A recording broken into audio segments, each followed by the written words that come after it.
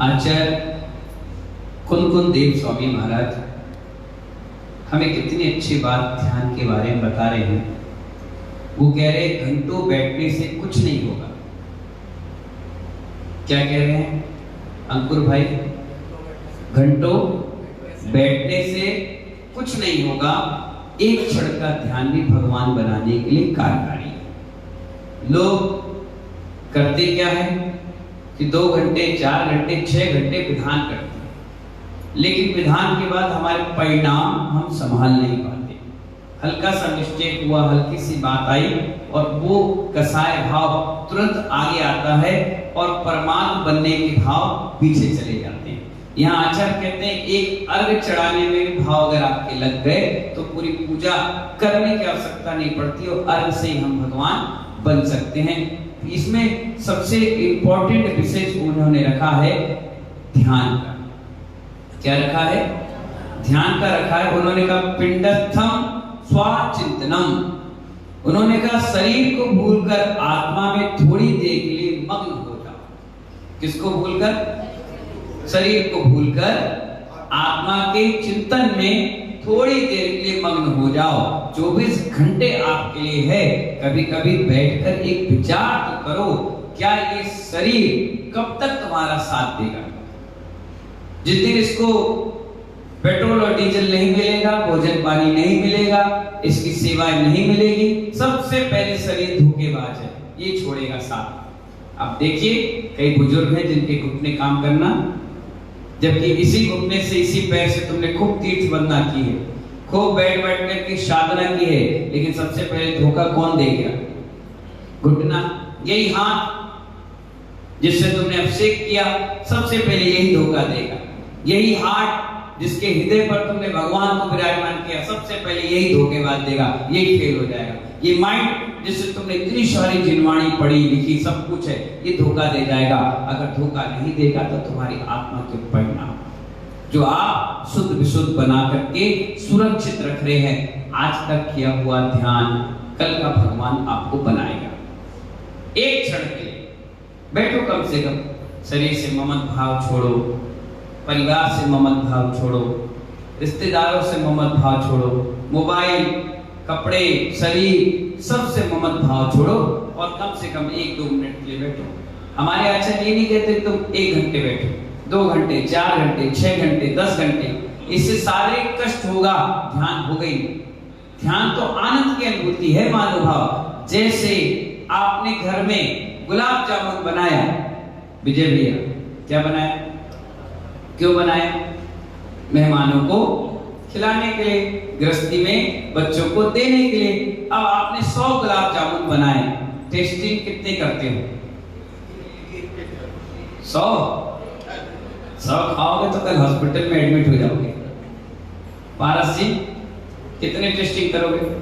1। और ज्यादा लालची निकले तो 2, और ज्यादा लालची निकले तो 3 या 4। इसके बाद पत्नी गई भुक्कड़, ये क्या कर रहे हो? पूरे तुम खा जाओगे तो मेहमानों को कौन देगा? कितने खाओगे? 3-4 बस। इसके बाद आप उसमें सील पैक कर दोगे कि ये वैरायटी बहुत बढ़िया बनी है और खाइए। कोई रिश्तेदार भी आएंगे तो उनके साथ बैठोगे तो आप कहोगे भाई साहब गुलाब जामुन खाओ ना, वो कहेगा नहीं, अरे बहुत बड़े, हमने 4 खा लिया, आप खाओ। कहोगे कि नहीं कहोगे? तो ऐसे ही ध्यान है। ध्यान के लिए हल्का सा ध्यान किया जाता है। जब ध्यान लगने लग जाए, अच्छा लगने लग जाए, तो उसको बढ़ाया जाता है और लोगों को प्रेरणा दी जाती है कि आप इस ध्यान को करो, इससे मैं ठीक हो गया, मेरे रोग ठीक हो गए, मेरा मन में विकार जो थे वो भाग गए, अब मुझे स्वभाव में उतरने का आनंद आने लगा। तो इसलिए कहा गया कम से कम पूजा 1 घंटा करते हो तो 5 मिनट का ध्यान भी करो। 1 घंटा भोजन में समय निकालते हो, 5 मिनट के लिए ध्यान के लिए निकालो। 2 घंटे स्वाध्याय करते हो तो 5 मिनट ध्यान करो और 8 घंटे सोते हो तो 2 मिनट के लिए ध्यान अवश्य करो। कटौती करो इस आरंभ सारंभ की क्रियाओं से, जिससे ये क्रिया ऐसी क्रिया है इसमें आरंभ सारंभ नहीं।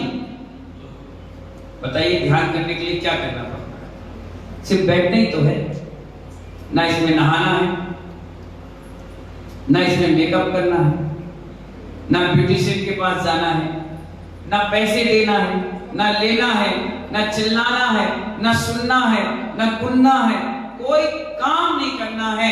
निठल्लों की तरह सिर्फ हाथ पे हाथ धरकर बैठने तो है और कुछ भी नहीं करना। सबसे बढ़िया, सस्ता, सुंदर, टिकाऊ कोई काम है तो ध्यान, और इसी से व्यक्ति बनता है भगवान। कभी आपने देखा क्या, कोई व्यक्ति पूजा कर रहा हो भगवान बन गया, कोई आहार दे रहा हो भगवान बन गया, कोई जाप कर रहा हो तो भगवान बन गया हो, कोई पुस्तक पकड़े पकड़े भगवान बन गया हो। जितने भी पोस्टर देखोगे जिनने ध्यान किया है उसी के ऊपर लिखा है ये भगवान बने। कैसे बैठते हो, उसके अलावा कोई मतलब ही नहीं। कितना सस्ता सुंदर बिल्कुल बढ़िया का सौदा है, हींग लगे ना फिटकरी मगर चोखा, और इतना गजब का ध्यान है कि पूरी जिंदगी भर तुमने 1000 शिक्षक महामंडल विधान कराए होंगे और एक क्षण का ध्यान आपने कर लिया तो सारा शिक्षक महामंडल विधान में जितनी कर्म निर्जरा तुमने नहीं की होगी उससे ज्यादा कर्म की निर्जरा एक क्षण के ध्यान से हो जाती। इतना बड़ा ध्यान का विषय है महानुभाव। इसलिए तो आचार्य कहते हैं कि ध्यान व्यक्ति को प्रतिदिन 5 मिनट, 2 मिनट, 1 मिनट, 10 मिनट अपनी आत्मा के बारे में चिंतन करना चाहिए। और आज का किया हुआ ध्यान अंत समय में काम आता है, संजीवनी बूटी के रूप में काम आता है। किसके रूप में काम आता है? यहाँ पर आचार्य बता रहे हैं रूपातीतम निरंजनम नमो सिद्धार्थ। क्या कह रहे हैं? रूपातीतम निरंजनम नमो सिद्धार्णम, मेरी आत्मा सिद्ध भगवान है। क्या विचार बनाना है? मेरी आत्मा सिद्ध भगवान है, मैं भी एक क्षण के लिए अनंत के स्वरूप को ध्यान कर रहा हूं, इसलिए मैं अनंत जैसा हूं। सोहम, क्या कहो? सोहम। और जब ऐसे विचार बनाओगे तब अभी से बनाओगे तब जाकर के 55 में वो काम आएंगे। आप देखिए, आपकी माँ आपको मंदिर ले जाती थी, आप चावल चढ़ाते थे कि फेंकते थे? फेंकते थे। उठाए, माँ को देखा, उन्हें चावल चढ़ाए, बड़े विनय के साथ माँ चढ़ाती थी, पिता चढ़ाते थे। बच्चे टिप्पी से लिए और वो थाली में फेंक दिए तो माँ कहती ऐसे चढ़ाओ। डाटा, फिर आपने वैसे चढ़ाना सीख गए। कुछ दिन बाद पिता आपको लेकर आए, कलश पकड़ाए, धोती पहनाई और बड़े डर डर के आपने अभिषेक कर लिया, पूरा कलश उलट दिया। पिताजी में ऐसे नहीं, आराम आराम से करो। तो आपको सिखाया गया बचपन से, फिर आप धीरे धीरे बचपन तक सीख गए। अब आराम से आप आते हो, वही चावल है, वही द्रव्य है, वही पुस्तक है, वही समय है, वही मंदिर है, वही भगवान है, बस आपकी उम्र में अनुभव जुड़ गया। अब आप वही चावल भगवान को अत्रो अत्रो करते हो, वही चावल पुष्प रूप में क्षेपण करते हो, वही द्रव्य आराम से विनय के रूप में आप क्षेपण करके चढ़ाते हो। वही धोती है, वही कलश है, वही जल है, वही भगवान है, वही समय है, आराम से बढ़िया शांति धारा और अभिषेक कर लेते हो। अब विनय पूर्वक कर रहे हो तो आपको आनंद भी बहुत आ रहा है। लेकिन अगर बचपन में आपके हाथ में कलश या द्रव्य नहीं पकड़ाते तो महानुभाव आज आप सीख पाते नहीं। तो आचार्य कहते हैं अभी से कुछ देर के लिए अपनी आत्मा के चिंतन में उतरो, बैठ जाओ अकेले, कोई आपको डिस्टर्ब ना करे, कुछ भी मत करो। मैं कहता हूं आंख बंद करके बैठ जाओ, आंख बंद करके बैठ जाओ। कुछ तो आएगा नजर, कुछ तो दिखेगा, जो भी दिख रहा है नोट करो, गुरुओं से जाकर पूछो। जब हम ध्यान करते हैं हमें ये चीज दिखती, क्या कारण है? फिर गुरु आपको बताएंगे ध्यान करने की प्रक्रिया कि हाँ अब आप इस पुस्तक का स्वाध्याय करिए, आपको रास्ता मिलना चालू हो जाएगा। जब आप पढ़ लोगे फिर आपको और अच्छा लगेगा, फिर आंख बंद करके बैठोगे, फिर और अच्छी चीज दिखेगी। क्योंकि सोना खदान में है। कहां पर है? खदान में है। अगर डायरेक्ट निकालोगे तो कबाड़ी के भाव बिक जाएगा। क्या कहा मैंने? कबाड़ी के भाव बिक जाएगा। लेकिन वही सोना तेजाब डालकर जब तपाया जाएगा तो 24 कैरेट का सोना बनकर डायमंड के जो ज्वेलर्स की दुकान है वहां जाकर उसकी शोभा बढ़ा देगा। लेकिन अगर आप डायरेक्ट निकालोगे तो आपकी 2 कौड़ी की भी कीमत नहीं है। इसलिए आचार्य कहते हैं पहले अपने सोने में क्या करो, शुद्धता प्रकट करो, ध्यान करने का प्रयास करो, बैठो, चिंतन करो, विचार करो और पढ़ो।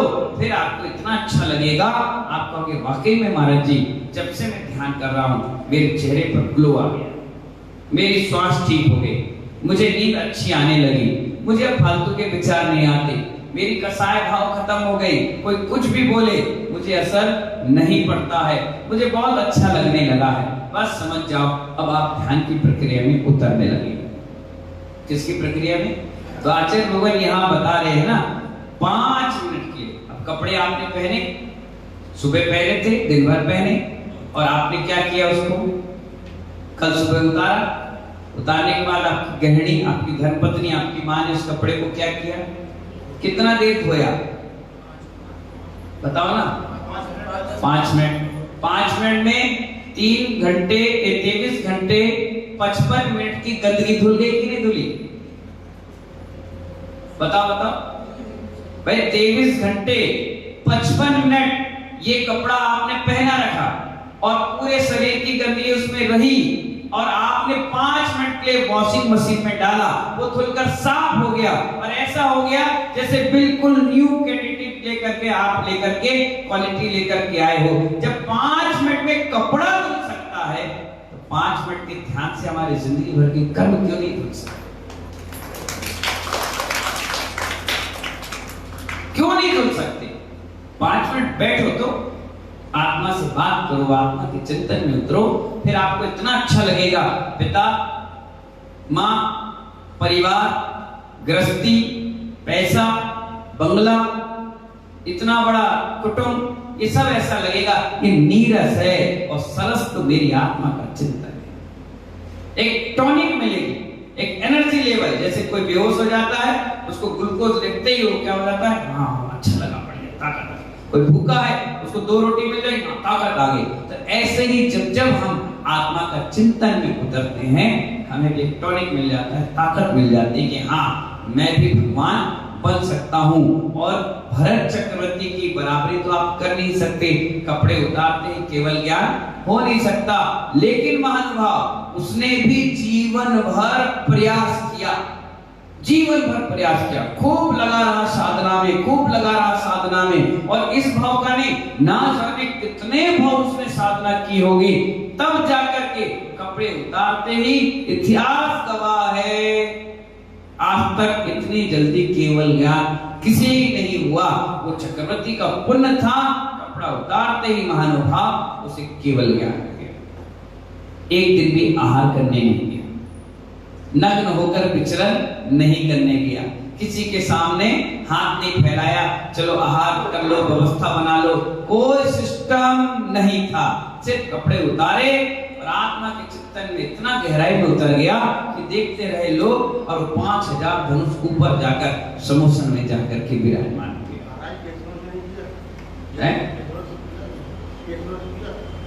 सब हो गया, तुरंत चटमंगनी पड़ गया, इतना तो समय नहीं लगा, फटाफट फटाफट सब काम हो गया, किसी को पता ही नहीं चल पाया, लोग देखते रह गए। तो महानुभाव कहने का मतलब ये है कि ऐसा विरक्ति का भाव हमें रखना पड़ेगा। परम पूज्य आचार्य गुरुवर विराट सागर जी महाराज जब बैठते थे, उठते थे, चर्चा करते थे तो सभी की नजर उन पर थी।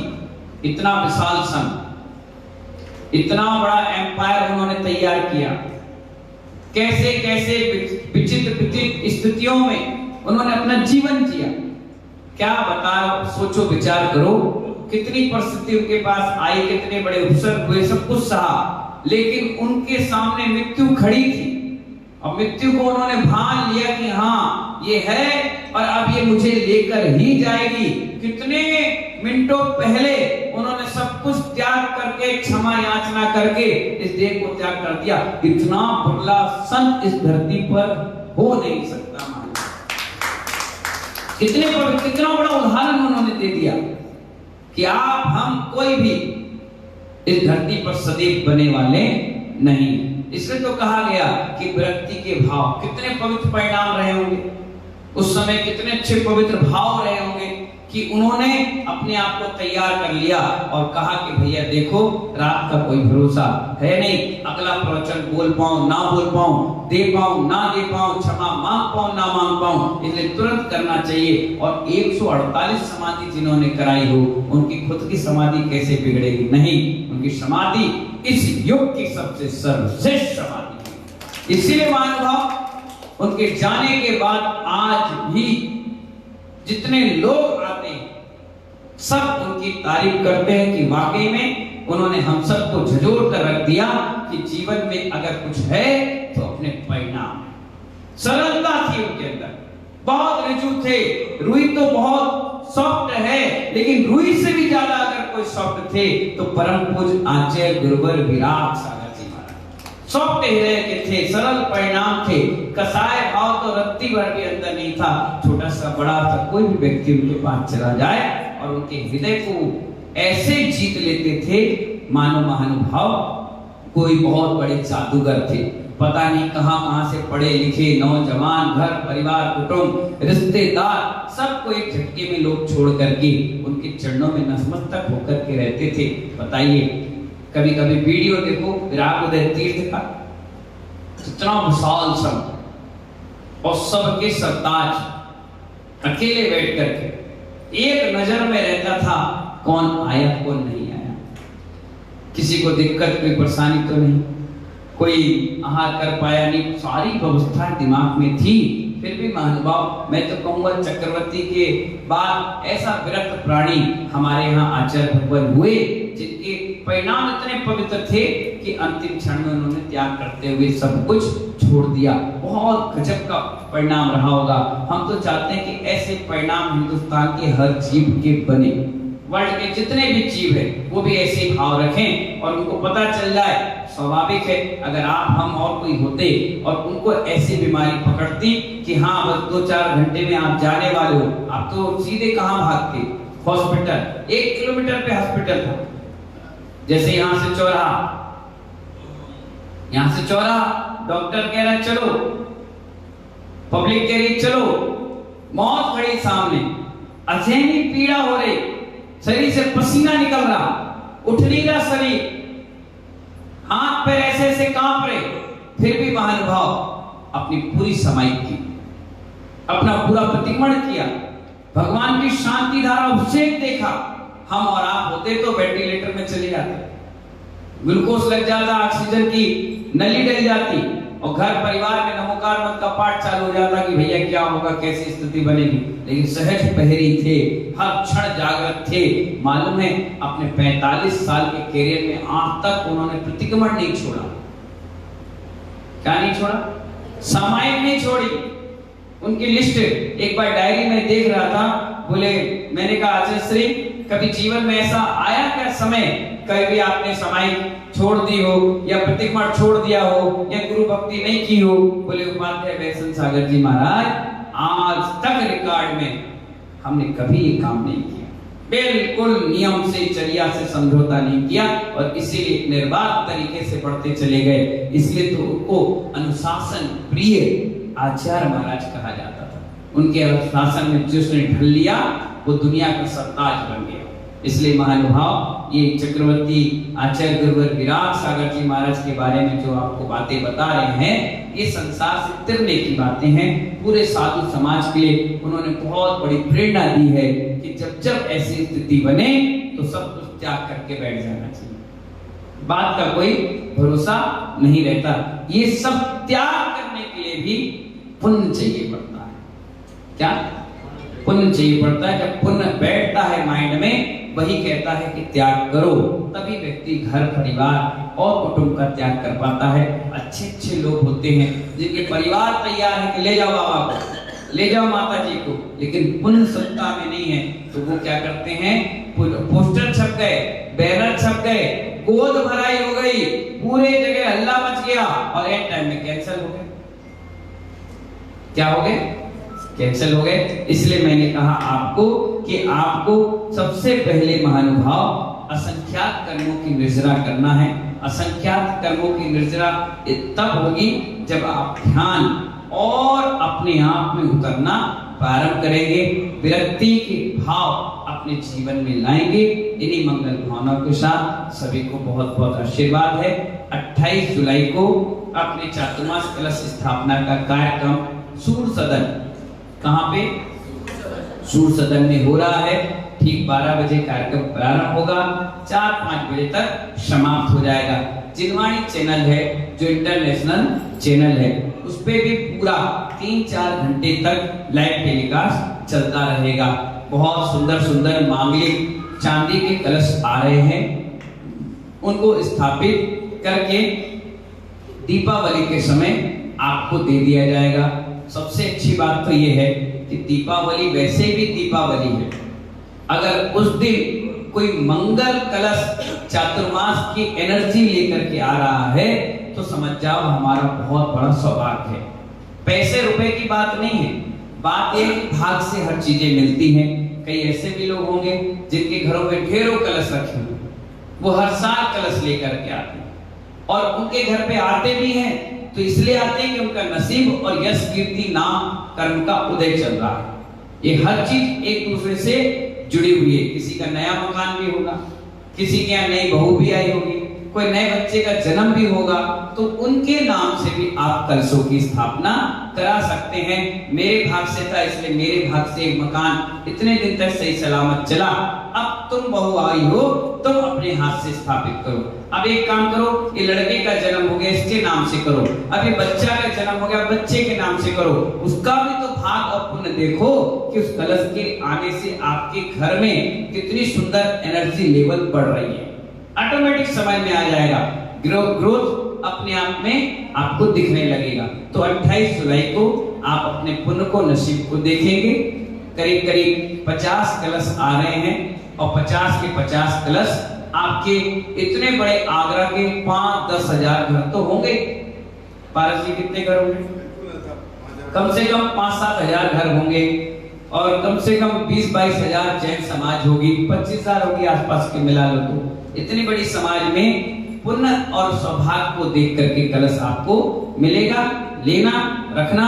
और मुझे तो ये मालूम है कि आपके इस कमला नगर क्षेत्र में पहली बार किसी उपाध्याय परमेष्ठी का चातुर्मास हो रहा है और मैं भी पहली बार यहाँ पर चातुर्मास कर रहा हूँ। इससे पहले 18 साल पहले जयपुर हाउस कॉलोनी में क्षुल्लक अवस्था में किया, यानी मुनि मुद्रा में तो मैं पहली बार कर रहा हूँ। और जितने भी मंत्र आहुतियां देख रहे हो आप, हमारे विश्व शाम सागर जी महाराज प्रतिदिन सुबह और शाम उस कलश के स्थान पर जाप करके आते हैं, पाठ करके आते हैं। सुबह हम लोग भी पाठ करते हैं, शाम के भी करते हैं, दिन में भी करते हैं। और जिस दिन कलश की स्थापना हो जाएगी एक मंत्र वहां लिख दिया जाएगा, उस मंत्र की जाप भी आपको सबको करना ही करना है। एक व्यक्ति भी छूटना नहीं चाहिए, चाहे कलश हो चाहे ना हो।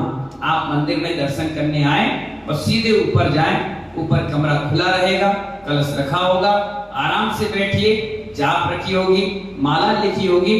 एक माला तो आपको अवश्य फेर नहीं फेरना है।